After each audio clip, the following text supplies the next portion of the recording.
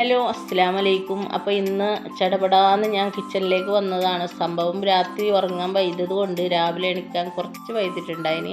എന്തായാലും മക്കൾ മദ്രസയിലേക്ക് അയച്ചിട്ടുണ്ട്. അത് കഴിഞ്ഞിട്ട് ഞാൻ കിച്ചണിലേക്ക് നേരെ വന്ന് ചായ വെച്ചു. അതിനിടയിൽ കുറച്ച് മുട്ട വറവും ദോശയൊക്കെ ഉണ്ടാക്കി. അപ്പം മോൾക്ക് ഏതായാലും ബസ്സിന് പോകേണ്ടതല്ലേ, അവൾക്ക് ചോറ് കൊടുക്കാമെന്ന് വിചാരിച്ചതാണ്. അപ്പോൾ ചൂട് ചോറായാലും ഉച്ചക്ക് വയ്ക്കുമല്ലോ എന്ന് വിചാരിച്ചിട്ട് അപ്പോൾ അവൾ പറഞ്ഞു എനിക്ക് ദോശയും പിന്നെ മുട്ട വറവും മതിയെന്ന് പറഞ്ഞു. അങ്ങനെ 3 ദോശയും മുട്ട വറവും ഉണ്ടാക്കി കൊടുത്ത് മോള് പോയിട്ടാ സ്കൂളിലേക്ക്.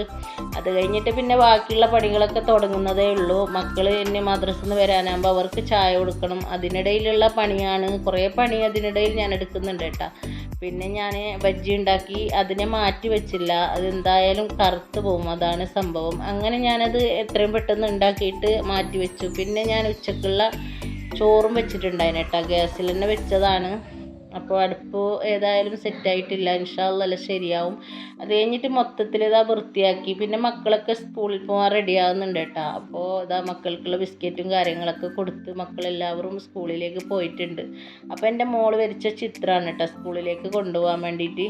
അത് കഴിഞ്ഞിട്ട് ഉച്ചക്ക് ആൾ ചോറ് വയ്ക്കാൻ വന്നിട്ടുണ്ടായിന്. അങ്ങനെ ചോറും കൊടുത്തു. പിന്നെ ഞാനും മോളും ചോറ് വയ്ച്ചു.